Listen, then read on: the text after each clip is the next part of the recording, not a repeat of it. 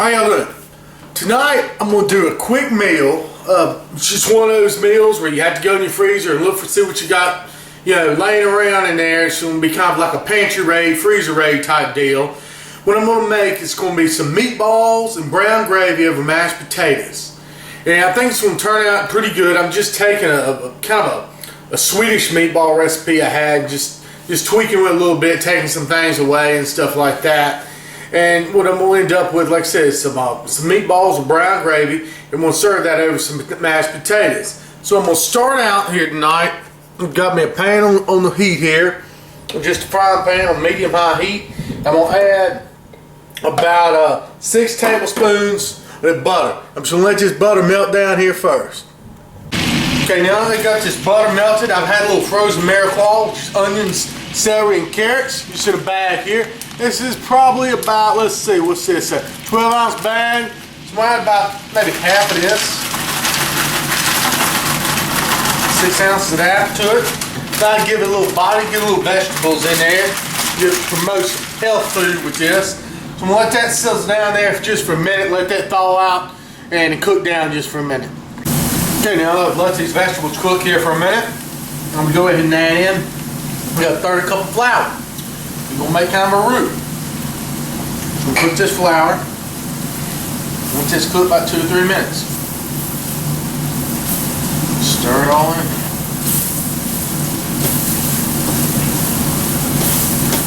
At this time, if you want to put some kind of other seasoning or something in there, you could.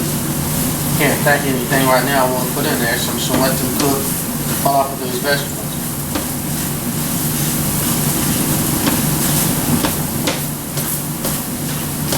Keep stirring it because you don't want that flour to burn.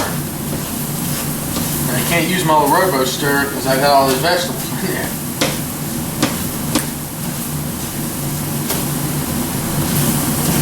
Just want to get that flour just a little cooked so it's not just raw. Alright, that should be about good enough. Now I've got about 4 cups of beef stock. Just a bouillon cube or something dissolved in its beef stock. We'll add some of that. We'll stir that around. That should thicken up really quick. Oh yeah, you can smell it too. Okay. And we'll keep adding that. Another cup or so. Just keep stirring.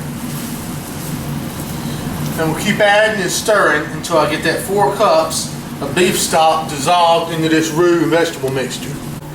Okay, I've got most of that 4 cups of broth dissolved in there. I think I left about a cup.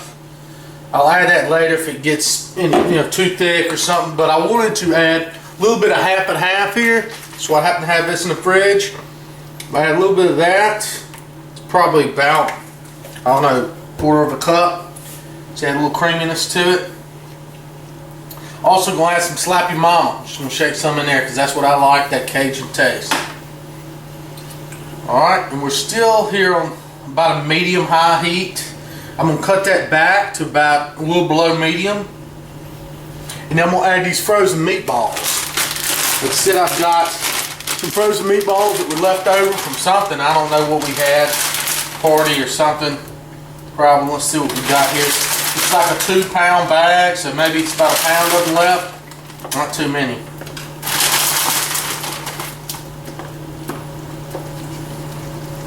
What we're going to do is just let these meatballs just sit here and cook in this gravy.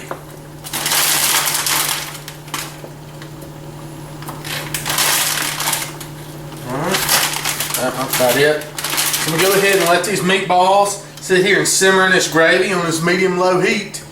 And I'm going to let them simmer probably about 15 minutes. We'll come back and check them and see how they're cooking. Okay, so I have my gravy cooking here, simmering with these meatballs for about 5 minutes.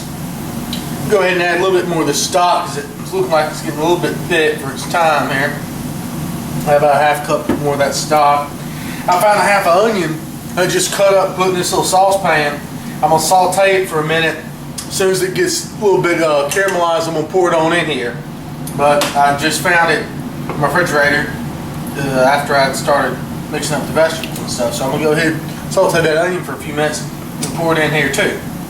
but it's looking really good, and I tasted it. I mean, it tastes awesome. I mean, it's just really rich, nice brown gravy. This would go good with any kind of meat you want to put in it. Just happen to have these meatballs. I think it's going to turn out real good. Okay, went ahead and put this on a low simmer back here. Getting all these burns mixed up. We got this on low. Got me a pot of water boiling right here. My wife, she likes the mashed potatoes. I know she's boiling on there, but I'm going to cook me some noodles here first. And I'm going to try it on noodles. I think it'll be real good on these egg noodles. I got some egg noodles over here, so I'm going to cook those according to the package direction. We're going to serve it over those egg noodles and try it out. Okay, my noodles are done, so I'm going to go ahead and get some of them here on the plate. I'll do that without spilling anything. Alright, now I'm going to try some of this gravy with the meatballs. These onions and everything else in there. Get plenty of those onions. Oh yeah.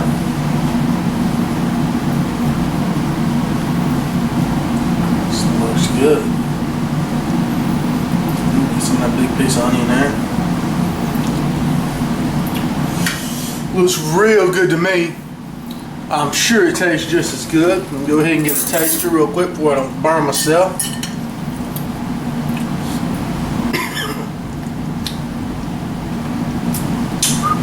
But the blow on that is hot, boy. Whoa.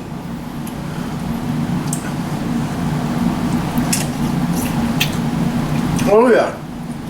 It is rich, tasty, got a little spice to it. I'm going to taste this meatball.